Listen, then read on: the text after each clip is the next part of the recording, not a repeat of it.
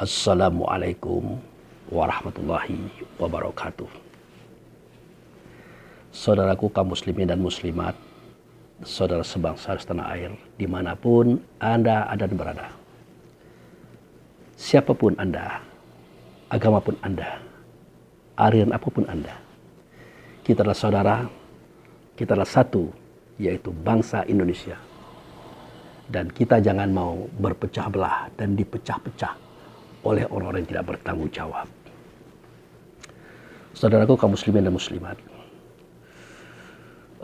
malam ini ya, kalau di Madinah ya, alhamdulillah pada saat ini saya di Madinah, yaitu di sebuah hotel.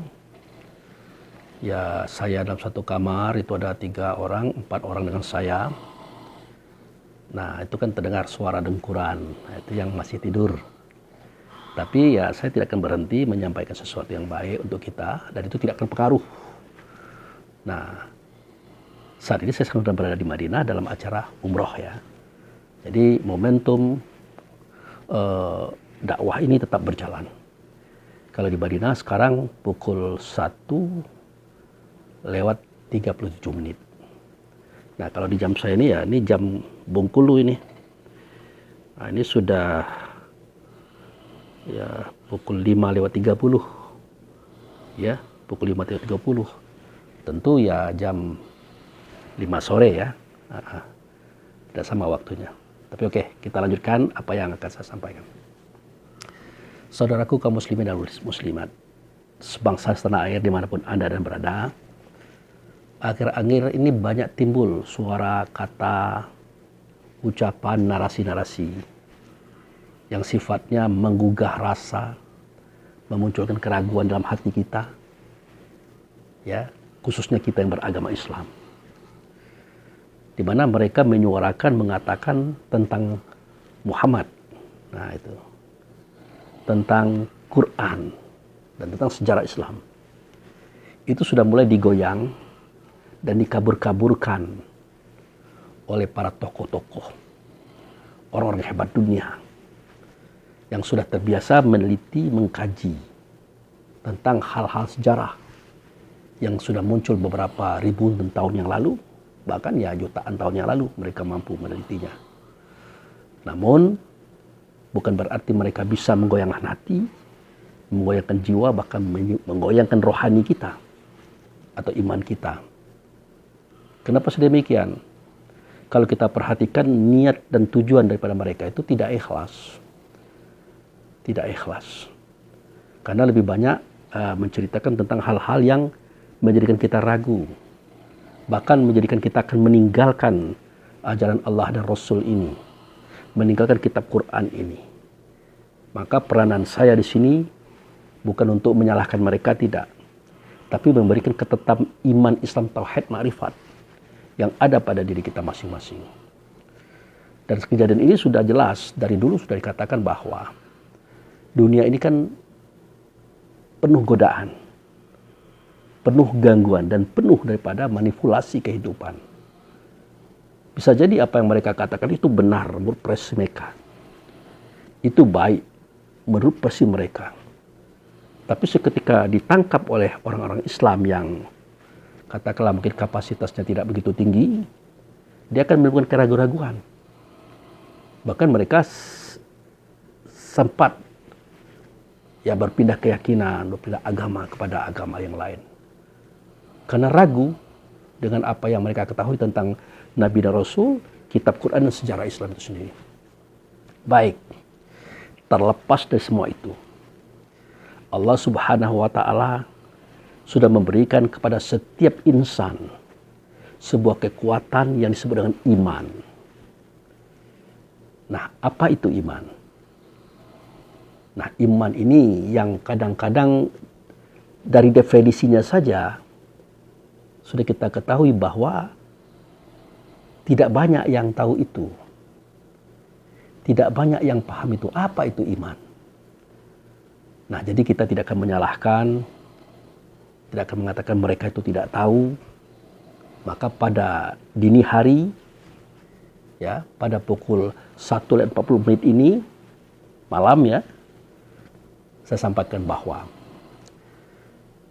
ya iman itu adalah cermin bagi Allah, wajib pada Muhammad dan cahaya ianya pada kita. Jadi Allah, Muhammad, kita. Allah itu ada, nyata ia pada Muhammad.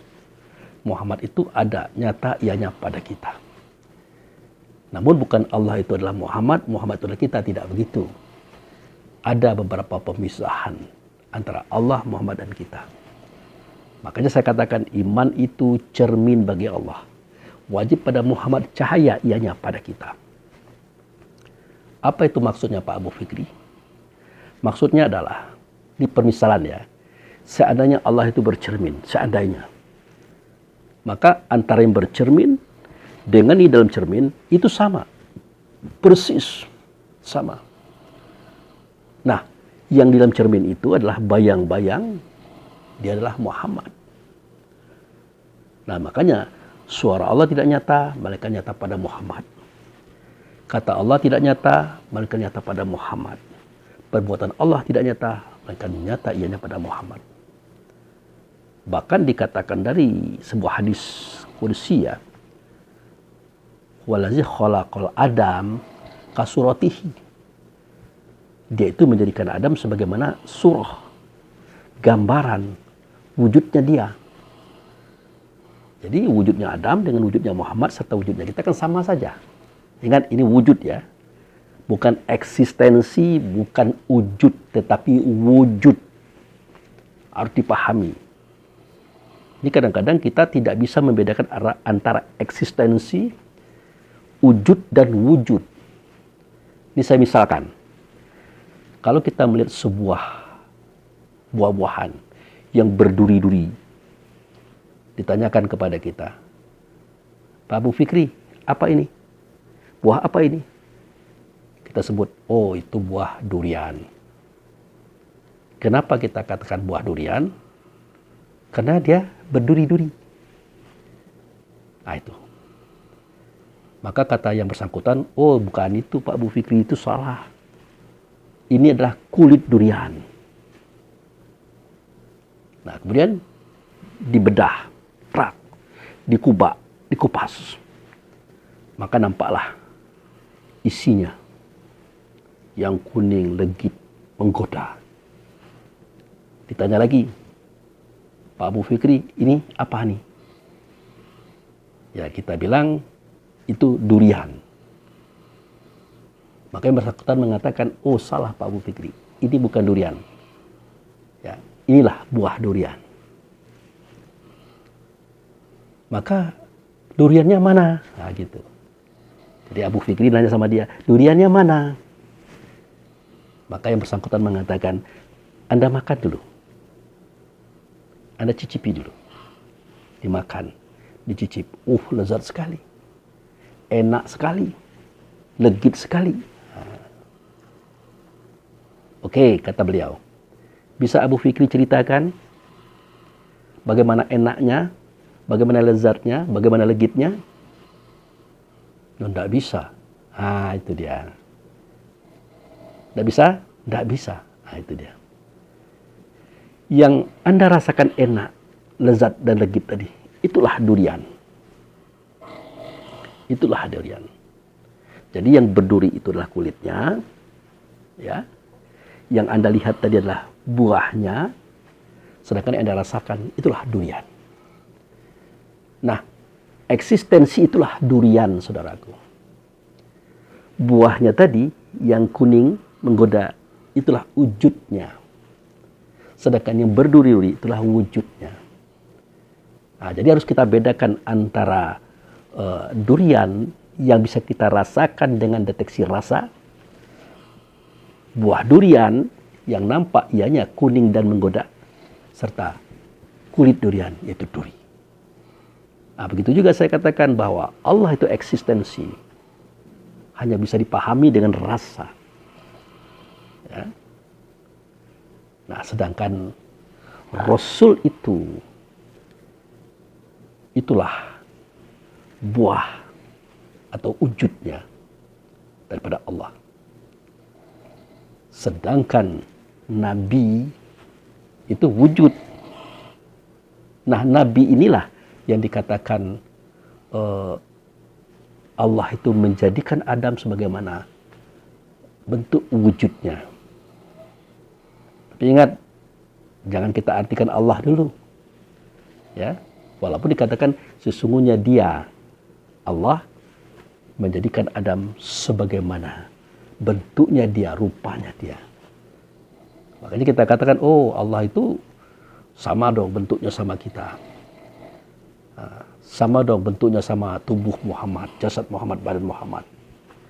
Nah, jadi kita lupa kalau Allah itu eksistensi, kalau Rasul itu adalah wujud, sedangkan yang kita katakan tadi itu wujud.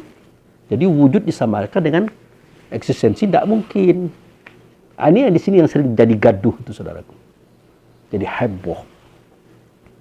Sebagaimana yang disampaikan oleh saudara kita yang saat ini sedang viral. Dia bukan bercerita eksistensi. Dia bukan pula bercerita tentang wujud, tapi wujud. Nah, jika ini kita pahami, maka tidak ada heboh, tidak ada gaduh, tidak ada ribut tentang kata-kata beliau itu. Itu saudaraku. Nah, jadi kita kembali kepada cerita kita tadi. Iman itu cermin bagi Allah, wajib pada Muhammad, cahaya pada kita. Itu. Jadi iman itu eksistensi dirinya Allah itu. Nah, seketika dia bercermin, tampaklah dalam cermin itu wujudnya dia, maka itulah Muhammad. Itu. Sedangkan di kita wujud Muhammad itu namanya cahaya. Cahaya. Dia juga wujud. Muhammad itu Rasul, ya, maksud saya adalah wujud. Cahaya juga wujud. Tapi tubuh Muhammad, tubuh kita adalah wujud. Ini yang perlu kita pahami. Nah, jadi itu masalah iman. Sekarang mari kita kupas. Iman itu cermin bagi Allah, wajib pada Muhammad. Apanya yang wajib pada Muhammad? Ya tentu suaranya, kata-katanya, dalam bentuk perintah dan larangan, serta contoh-contoh yang melalui ada pada fisiknya. Wajib pada Muhammad. Makanya Allah dan Muhammad itu satu, tidak bisa dibedakan. Dalam hal apa? Suara Allah, suara Muhammad sama. Kata Allah, kata Muhammad sama. Perintah Allah, perintah Muhammad sama. Larangan Allah dan larangan Muhammad sama. Contoh Allah dengan contoh Muhammad sama. Itulah satu dia dengan Allah, tidak bisa dibedakan. Gitu. Nah, Allah dan Muhammad dia satu, tidak pula bisa dipisahkan. Antara eksistensi dengan wujud mau tak mau harus ada. Ya tidak usah jauh-jauh, seperti diri saya sendiri, diri saudara-saudara sendiri, diri Anda sendiri. Ya, kalau boleh kita katakan bahwasanya eksistensi diri kita adalah roh, ya. Sementara wujudnya adalah tubuh dan jasad. Bisa dipisahkan? Jawabnya bisa. Bisa. Tetapi jika kita ingin berurusan, ingin berkomunikasi, ingin bekerja sama, kalau tubuh saya tidak ada, wujud saya tidak ada, bisa Anda berurusan dengan saya. Bisa Anda berkomunikasi dengan saya. Bisa kita akan berurusan. Tidak bisa. Nah, pada dasarnya Anda ya menonton video ini, pada dasarnya yang Anda tonton adalah suara, kata, dan gerak roh saya. Ya. Tampaklah suara, kata, dan gerak itu di tubuh saya. Itu wujud. Begitu saudaraku. Cara kita memahami hal-hal gaib ini. Jadi begitu. Nah, begitu juga Allah dengan Muhammad tadi. Nah, Muhammad itu adalah cermin tempat nyatanya Allah. Nah, di kita adalah cahaya. Jadi kalau Allah itu tahu, Muhammad tahu, kita pun tahu. Maka dengan pengetahuan itulah, dengan keilmuan itulah kita bisa percaya kepada Allah, percaya kepada Rasul, dan percaya kepada diri kita. dan percaya kepada segala sesuatu jika sesuai dengan apa yang kita rasakan dalam batin kita. Nah, makanya kita perlu paham. Seketika ustadz-ustadz, ulama-ulama kiai-kiai mengatakan, berimanlah kepada Allah, berimanlah kepada Rasul. Nah, bagaimana kita percaya kepada Allah tadi? Bagaimana kita bisa yakin kepada Rasul tadi? Bisa. Melihat Allah tidak pernah, melihat Rasul tidak pernah, jangankan Rasul, Nabi Muhammadnya tidak pernah kita lihat. Apa yang kita percaya?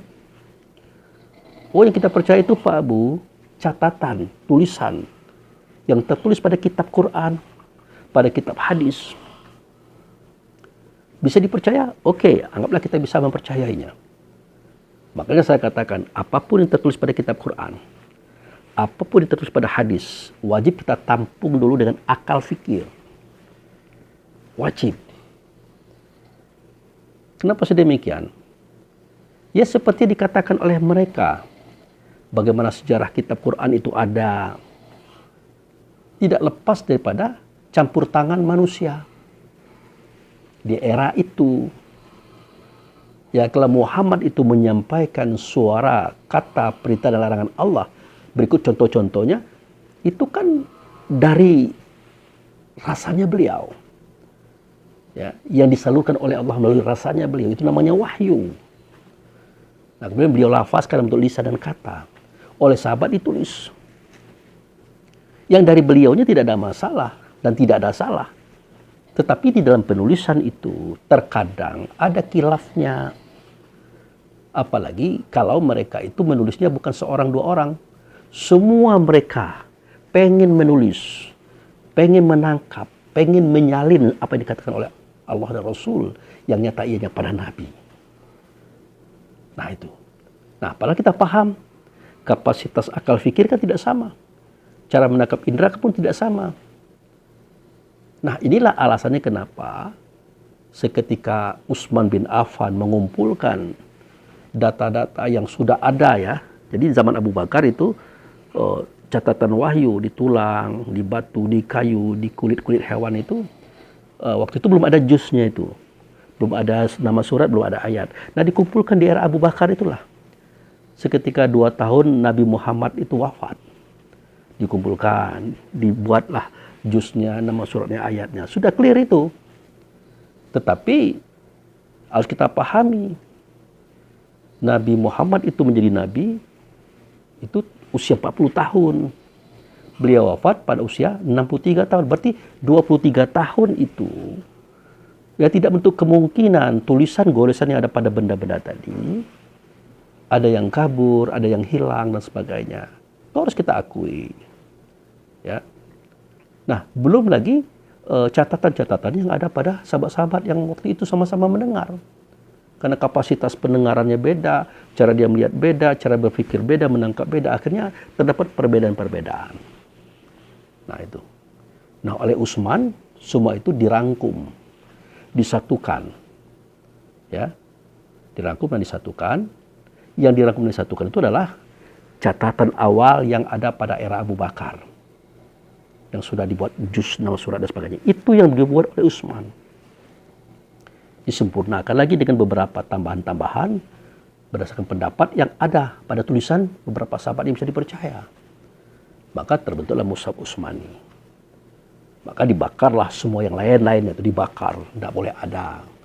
Ya tujuannya bukan untuk menunjukkan egoismenya Utsman, kediktatornya Utsman, tapi untuk menyeragamkan agar jangan sampai terjadi kerancuan dan keraguan kita terhadap keterangan kitab Quran ini.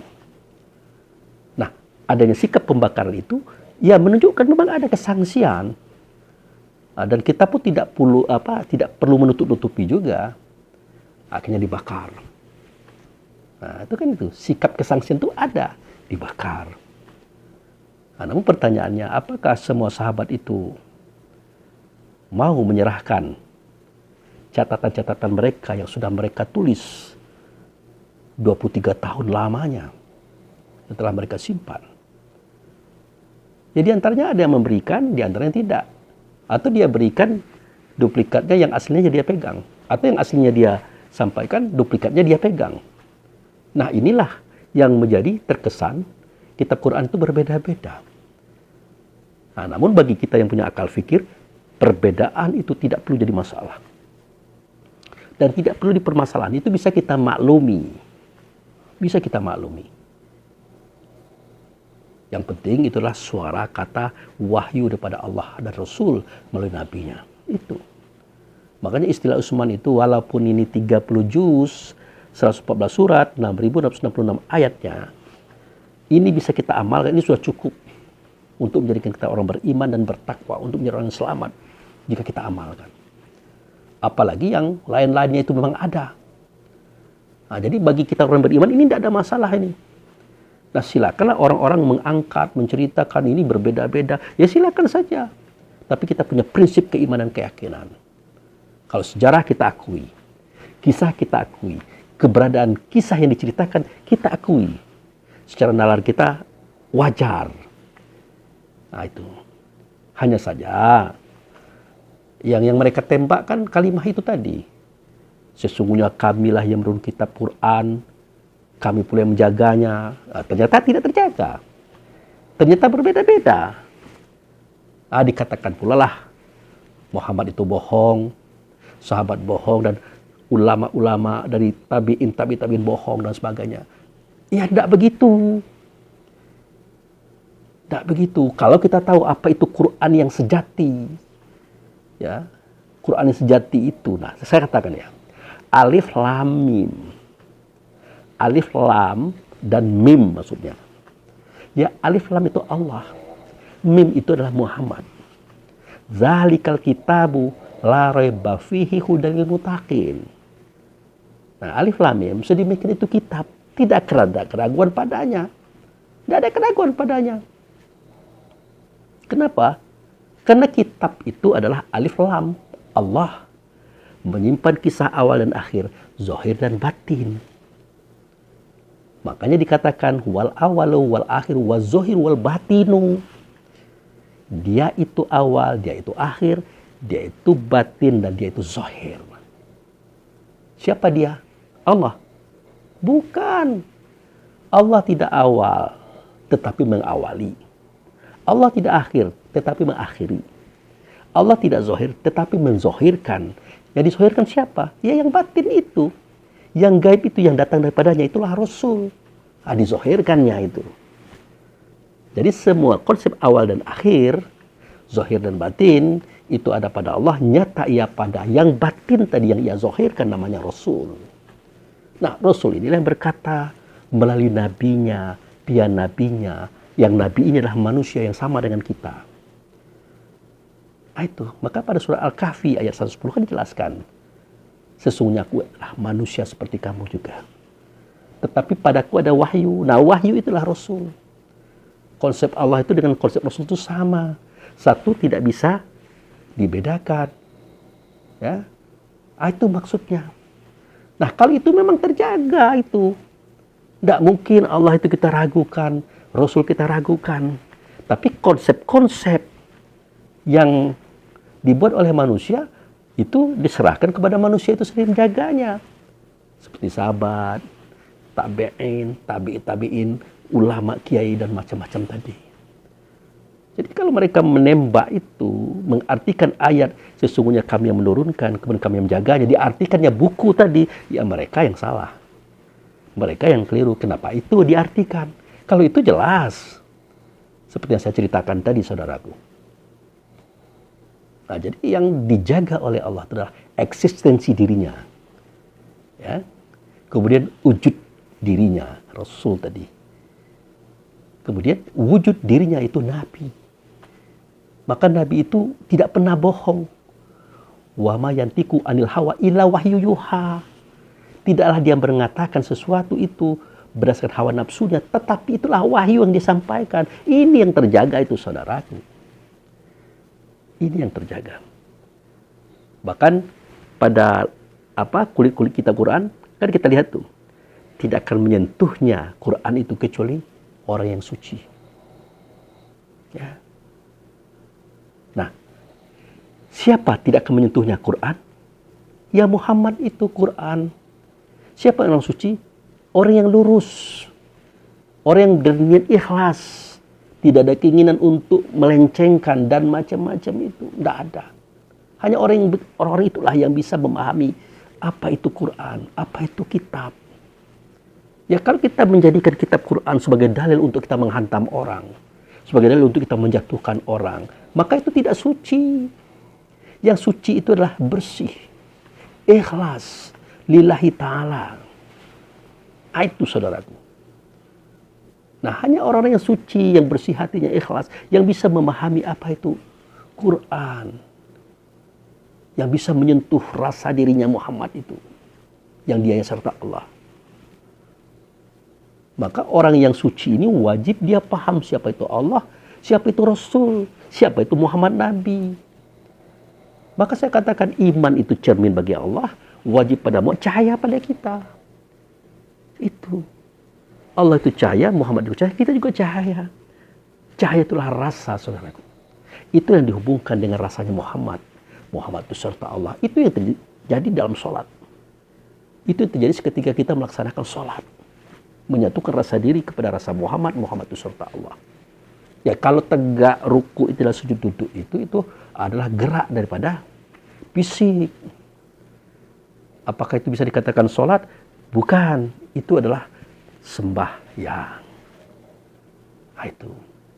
Oh berarti sembahyang dengan sholat berbeda Pak Abu Fikri? Ya beda lah. Coba lihat surat Toha ayat 14 itu. Innani anallah la ilaha illa ana fa'budni wa qimis shalah li zikri. Sesungguhnya aku adalah Allah, tidaklah Tuhan, akulah dianya. Oleh karena itu, sembah oleh kamu kehendakku. Nah, itu dia. Ya, itu yang sembahyang. Dan dirikan sholat. Nah, itu dia kan, lain beda kan? Nah, dalam sholat kamu ingat aku. Nah, kalau sembah itu ada hubungan dengan fisik, kalau sholat itu adalah berhubungan dengan ingatan dan rasa serta kesadaran. Itu bedanya. Jadi inilah saya luruskan, saudaraku. Baik Anda yang menyampaikan, ya, dari efek penyampaian Anda, efek daripada narasi Anda tadi menggoyangkan iman Islam. Dan mengatakan bahwa kitab Quran itu tidak otentik lagi, tidak serapi yang diharapkan, terbukti tidak dijaga oleh Allah. Terbukti Allah berbohong, Muhammad berbohong, kita pun berbohong. Ya tidak begitu, saudaraku. Tidaklah. Tidak mungkin Allah berbohong, tidak mungkin Rasul berbohong, tidak mungkin Nabi berbohong. Cuman kita yang belum paham dengan apa yang Rasul katakan, apa yang Nabi katakan. Sesungguhnya akulah atau kamilah yang menurunkan Quran. Kemudian kamilah yang menjaganya. Kita kira kitab buku tadi. Bukan. Kitab itu adalah alif lam itu Allah. Mim itulah Quran. Tidak ada keraguan padanya. Petunjuk bagi orang bertakwa. Siapa orang bertakwa? Nah, jangan Anda baca buku. Nanti banyak definisinya. Nah, orang bertakwa itu, kata Allah, allazina yu'minuna bil ghaibi. Nah, wa yuqimuna sholata wa mimma razaqnahum yunfikun. Orang yang bertakwa itu dia percaya kepada yang gaib-gaib. Yang gaib itu adalah Allah, yang gaib lagi adalah Rasul. Kenapa? Karena dia gaib. Roh itu, cahaya itu, nur itu orang yang bertakwa. Nah, dia percaya kepada Allah, percaya kepada Rasul. Kenapa? Dia pernah melihat Allah. Yang tidak nyata Allah, nyata ianya pada Rasul. Itu yang diungkapkan pada surat Al-A'raf 172 itu. Nah, percaya dia. Seketika dikatakan, dinyatakan oleh Muhammad sebagai Rasul saat itu. Alastu birabbikum. Adakah tidak aku ini dengan Tuhan kamu, yaitu Allah tadi. Ya benar. Kita tidak melihat Allah. Ya, yang kita lihat adalah utusannya bernama ia dengan nama Muhammad. Makanya kita menjawab, bala syahidna. Benar kami menyaksikan bahwa engkau dengan Tuhan kami. Makanya kita bersyahadat dengan syahadataini. Asyhadu an la ilaha illallah wa asyhadu anna Muhammadar Rasulullah. Aku bersaksi tidak ada zat, tidak ada sifat, tidak ada nama, kecuali Allah hadiahnya. Tetapi aku lihat, yang ku dengar, yang ku hadapi saat itu tidak Allah, melainkan utusannya. Bernamalah ia dengan nama Muhammad. Nah sebenarnya Muhammad ini adalah nama dan mempermudah paham saja. Karena dari Nabi Adam sampai Nabi Isa yang disebut dengan Muhammad ini bahasanya tidak sama dengan bahasa Arab, saudaraku. Karena berbeda ruang dan waktu, berbeda Nabi dan berbeda bahasa. Karena kita bertemu di kitab Quran, maka bunyinya Muhammad. Boleh jadi Muhammad ini dalam bahasa Adam, Idris, Nuh, Lut itu beda bahasanya, beda katanya dan beda namanya, tapi barangnya itu juga. Makanya kita tidak usah mempersoalkan keyakinan orang lain. Bisa jadi apa yang dia maksud itu adalah yang kita maksud juga. Ya buktinya saudara kita orang Nasrani. Seketika dia mendapat kebaikan, kebenaran, apa dia bilang? Puji Tuhan. Puji Tuhan. Ya puji Tuhan itulah Alhamdulillah artinya. Sama dengan kita kan. Nah bagaimana kalau dalam bentuk bahasa-bahasa lain? Tentu lain lagi kita dengar bahasanya. Maka tidak usah kita persoalkan, kita perdebatkan masalah agama ini. Tinggal kita berpikir bagaimana cara kita memahami ajaran Allah dan Rasul yang ada pada kitab Quran. Nah, itu yang kita pikirkan, itu yang kita pahami. Berkali-kali saya sampaikan kepada kita umat Islam, tolonglah kitab Quran itu dilihat, diteliti, dibaca dengan baik dan benar. Dalam artian paham dan maknanya. Kalau tulisannya banyak kita ini yang tidak bisa baca. Bisa baca tapi pelentat-pelentot, tidak rapi. Tapi dia tahu paham dan maknanya. Tetapi kebanyakan kita sebatas bisa membaca, bisa menghafal, paham dan maknanya kita ambil dari tafsir, tanpa kita capai dengan rasa diri kita kepada Allah dan Rasul di tempat perjanjian itu, maka kita akan menyalahkan yang lain. Maka saya katakan silakan saja Anda berpaham bagaimana tentang kitab Quran, tentang Allah dan Rasul, tentang sejarah, silakan saja. Jangan diperdebatkan, jangan dipertengkarkan. Karena hidup adalah kompetisi, perlombaan kepada kebaikan. Siapa yang dulu itu yang dapat, siapa dapat itu yang menang. Kalau Anda menganggap agama ini adalah tulisan, Anda baca, Anda hafal, Anda berbicara, Anda dasarkan itu sebagai dalil, ya silakan saja, bagus, tidak apa-apa. Tapi ada juga orang yang tidak bisa membaca, tidak bisa menulis, tidak bersekolah, tetapi dia memahami ajaran kitab Quran itu dengan cara menelusuri dengan akal fikirnya di alam rasa diri kepada Allah dan Rasul. Itulah spiritualitas. Itulah pengalaman spiritual kalau dia dapat sesuatu di dalamnya. Nah itu, tinggal dia mencari ayatnya. Oh cerita ini loh. Oh ini loh maksudnya. Makanya tidak ada masalah kita itu. Antara syariat dan hakikat itu salah, itu berbeda-beda. Ah gitu saudara. Yang tidak biasa itu kita heboh. Kita bertikai dalam perbedaan itu. Sehingga kita tidak bersatu lagi. Tidak bersama lagi, tidak bersaudara lagi. Kita kejam. Kita sakiti saudara kita. Kita hina saudara kita. Bahkan kita caci. Kita ejek keyakinan mereka. Tidak boleh. Siapapun mereka.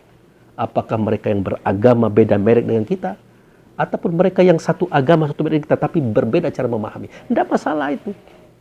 Masalah keyakinan dan amaliah kita kepada Allah. Itu Allah yang bisa menilai. Bukan manusia. Bukan saya tidak tahu komen-komen kita yang ada di dalam video-video saya itu. Ada yang komen mereng. Ada. Misalnya, oh ini kan belum saja. Nanti kalau ketahuan nanti, baru kita tahu siapa dia ini sebenarnya. Tidak ada. Tidak ada tujuan kemana-mana ini. Tujuannya kepada Allah dan Rasul untuk kebaikan saya pribadi. Anda mau ikut-ikut, Anda tidak mau ikut, tidak apa-apa. Saya menyampaikan sesuatu yang saya alami. Nah, Anda memprediksi itu hak Anda. Tetapi dari sikap dan cara kita itu bisa kita nilai ada apa dengan kita sampai begitu cara berpikirnya. Kecuali kalau saya itu merusak pemikiran perasaan orang, merusak harta dan kekayaan orang, harga diri orang. Iya, baru bolehlah saya dipersoalkan. Ini kan tidak. Anda ikut, oke, tidak apa-apa. Yang saya tetap berjalan. Berjalan dalam hal yang bagaimana? Berjalan dalam hal menunjukkan, menyatakan keislaman ini, kedamaian ini, kerukunan ini. Makanya saya merubah awal daripada penyampaian saya kan. Kalau dulu kan tidak ada bahasa apapun agama Anda, apapun keyakinan Anda, kita satu bersaudara, yaitu bangsa Indonesia. Dulu kan tidak ada, sekarang ada. Kenapa? Karena keprihatinan keprihatinan. Ya jangankan kita Muslim dengan di luar Muslim, kita sesama Muslim saja sudah parah. Memotong-motong video, diambillah yang kira-kira yang tidak enak didengar. Kita ciptakan narasi, kita pengaruhi opini masyarakat, sehingga tersebarlah, wah si Anu tuh begini, si Anu tuh begini. Padahal itu tidak penting. Tidak penting. Mereka ingin jadi jabalan, mereka jadi bajingan, mau ahli neraka, silakan saja. Nah itu, tidak urusan kita. Nah urusan kita adalah memperkuat keimanan, keyakinan, kepercayaan kita kepada Allah Rasul dengan cara menelusuri alam pikir kita kepada Allah.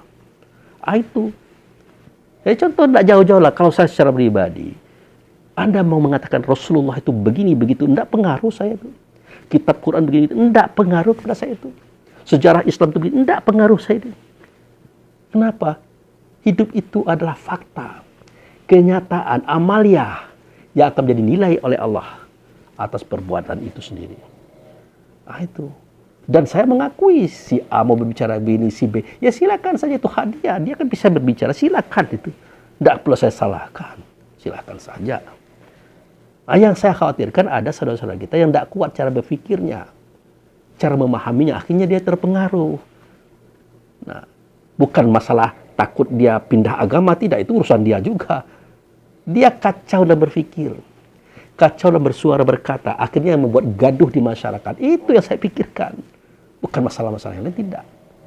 Makanya saya sampaikanlah video ini kepada kita semua bahwa iman itu cermin bagi Allah, wajib pada mau cahaya pada kita. Yang cahaya itulah diri kita sebenarnya diri. Ya, yang dia punya akal, dia punya fikir. Nah itu, makanya saya katakan dari awal, adinuh wal aklu la dinul liman aklalah. Agama itu adalah akal. Tidak ada agama bagi seseorang kalau akalnya tidak digunakan untuk memikirkan agama tersebut. Dia cuma ikut-ikutan. Apa yang tertulis itulah yang dia katakan. Apa yang orang katakan itulah dia katakan. Bahkan dia tidak sempat memunculkan akal fikirnya karena dia merasa rendah. Jangan. Allah sudah meninggikan kita dengan akal fikir itu sendiri, saudaraku. Setiap kita tidak ada, ini akalnya satu bertiga yang memakainya, tidak ada. Setiap kita punya satu akal, satu fikir, satu rasa, satu pertimbangan. Tinggal bagaimana kita menciptakan keputusan itu agar kita bisa mengamalkan dengan mantap. Silakan saja ada yang menggoyang, mengganggu-gugat, ya silakan saja. Selama itu bersifat keyakinan, hak mereka. Apakah itu mereka sengaja atau tidak, itu hak mereka. Tidak masalah, kan gitu. Jadi itu saudaraku. Jadi jangankan cerita Rasul dan Nabi, jangankan cerita kitab Quran, sedangkan suara Allah, kata Allah, yang nyata ianya pada Rasul. Suara Rasul, kata Rasul, yang nyata pada siapa? Nyata pada ia yang ada di dada, saudaraku. Itulah dia ruh, itulah dia nur. Tidak akan berbeda suara Allah dan Rasul yang ianya ada di kita itu.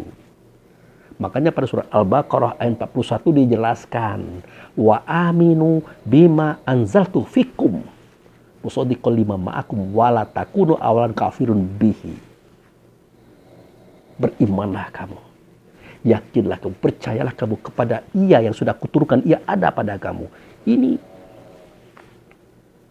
kan? Nah, janganlah kamu menjadi orang pertama membohongi dia, mendustakan dia. Karena dia berfungsi untuk memperbaiki pemikiranmu, perasaanmu, kesadaranmu. Jika kamu tidak sadar, loh kok dia? Lah iyalah. Suara Rasul tidak nyata, suara Allah tidak nyata, maka nyata pada Rasul. Suara Rasul tidak nyata, maka nyata pada dia. Di sini kita dengarkan suara Allah, di sini kita dengarkan suara Rasul. Maka apa yang kita ragukan? Nah, itu. Yang kita ragukan itu adalah ketika kita tidak paham dengan Allah, Rasul dan diri kita. Tidak paham dengan ayat ini, wa aminu bima anzaltu fikum itu. Nah, itu. Ya kalau manusia-manusia silakan saja berpendapat, tidak apa-apa. Apakah dia sengaja meragu-ragukan ataukah mungkin tidak dia sengaja? Mungkin itu pendapat dia, silakan saja. Tetapi di sini ada kemantapan. Makanya akal itu kita bangkitkan, fikir itu kita bangun, sehingga kita punya rasa yang sama. Setidak-tidaknya tidak ada keraguan. Karena alif lam mim dzalikal kitabul la raiba fihi. Alif Lam itu Allah, Mim itu Muhammad, tidak ada keraguan padanya. Suara Allah dan Muhammad, ya, tidak ada, melainkan ada di sini. Apa yang harus kita ragukan? Nah, makanya kita harus mengenal siapa Allah, siapa Rasul, siapa diri kita. Kita perlu mengkaji ilmu ma'rifat, ilmu tasawuf, tentang kajian-kajian hakikat. Itu perlu. Kenapa? Nah, itu yang saya katakan tadi. Syariat tanpa hakikat, hampa, kosong. Sama dengan kita menanam padi, yang kita tanam kulit padi, tidak akan tumbuh apalagi berbuah. Hakikat tanpa syariat, batal. Sama dengan kita menanam beras tanpa kulit, tidak akan tumbuh apalagi berbuah. Maka hidup ini harus bersyariat, harus berhakikat. Satukanlah kedua sistem ini, saudaraku. Dalam pola pikir, pola rasa kita, pola laku kita. Insya Allah tidak ada persoalan kita ini. Tetapi ini tidak bisa ada tanpa usaha kita untuk memperluas kawasan pemikiran, ya, bidang kesadaran. Itu makanya kita harus rendah hati, mudah menerima, legowo dikritik. Selama kritik itu adalah memberikan pembangunan kepada kita. Lah kalau kritiknya cuma untuk menjelek-jelekkan, untuk mencerca kita, untuk menghina kita, tidak usah digup di situ. Itu sampah-sampah pemikiran, tidak ada gunanya bagi kita.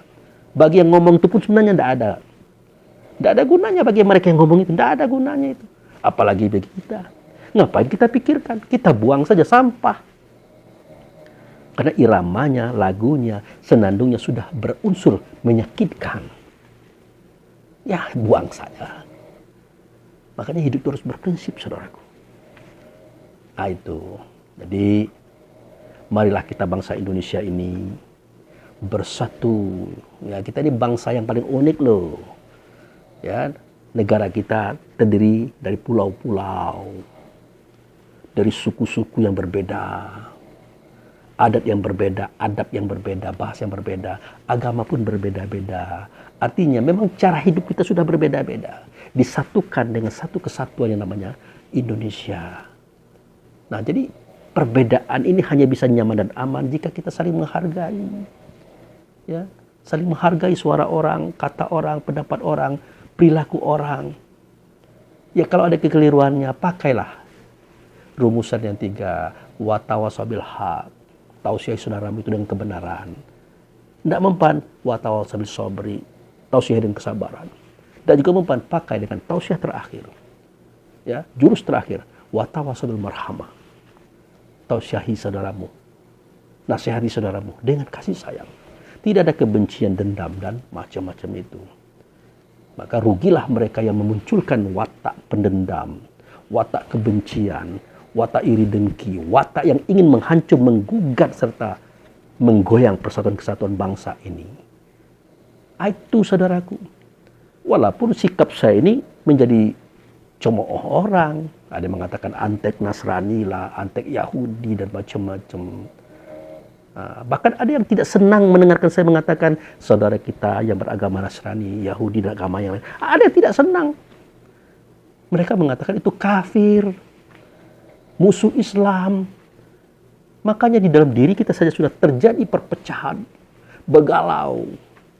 Maka reaksi itu akan muncul pada kehidupan nyata, saudaraku. Makanya kita katakan, wah itu kafir. Wah itu nanti masuk neraka, kalau kita enggak. Nanti dulu. Nanti dulu. Kita perlu pelajari lagi, mana itu mukmin, mana itu kafir. Ya. Karena Allah mengatakan, walazi khalaqakum faminkum kafiru wa minkum mu'minun.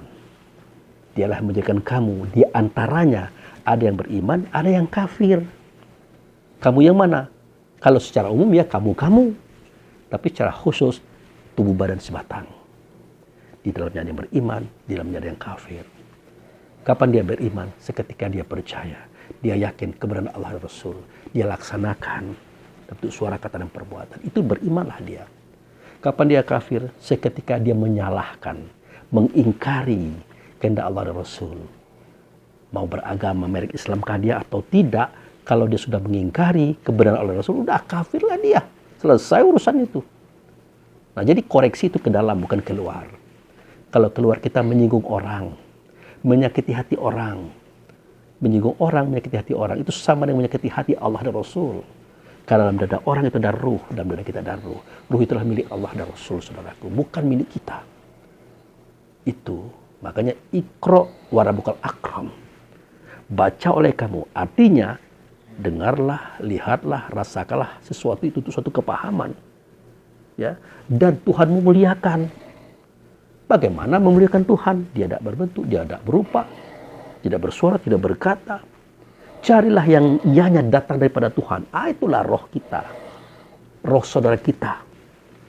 Ada dada laki-laki, tapi dia bukan laki-laki. Ada dalam dada perempuan, tapi dia bukan perempuan. Ada dada bangsa-bangsa lain dan orang-orang beragama lain. Nah, semua itu adalah wujud dalam bentuk rasa, saudaraku. Kalau kita enak, enakkan pula orang. Kalau kita sakit, jangan sakiti orang. Begitu saja cara kita memandang. Itu. Jika itu sudah bisa kita laksanakan, insya Allah kita ini tidak gaduh. Tidak ribut, tidak saling cercat, caci maki. Apa manfaatnya? Kalau bukan sekedar melampiaskan hawa nafsu kita, kebencian kita kepada orang lain. Tidak ada. Kita usil tentang ajaran orang. Kita usil tentang keyakinan orang. Tidak boleh. Makanya ciptakan kerukunan, kedamaian. Kerukunan, kedamaian, keakraban. Nah, nanti kan kita bisa ngomong di situ. Kabarnya kamu punya keyakinan begitu loh. Agamamu itu punya keyakinan. Itu gimana sih ceritanya? Aku pengen tahu. Nah, nanti saudara kan cerita, saudara kita tuh. Dia cerita dengan baik. Nanti kita akan paham, oh gitu maksudnya ya. Oh iya. Nah, bagaimana Pak Bu Fikri? Ya saya setuju-setuju saja. Tapi untuk saya saat ini kita belum sama.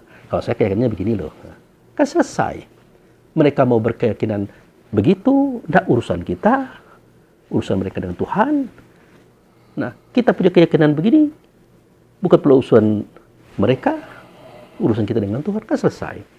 Yang penting jangan lupa kita ini adalah hidup bersosialisasi, hidup bermasyarakat. Kalau rukunlah, damai-damailah, bekerja samalah. Perbedaan itu sengaja Allah jadikan agar kita saling kenal mengenal, ya, saling isi mengisi, saling berkawan-kawan, bersahabat dan bersaudara. Itu timbulkan kerukunan, maka kita bisa maju dalam berpikir, maju dalam berperasaan, maju dalam berbuat.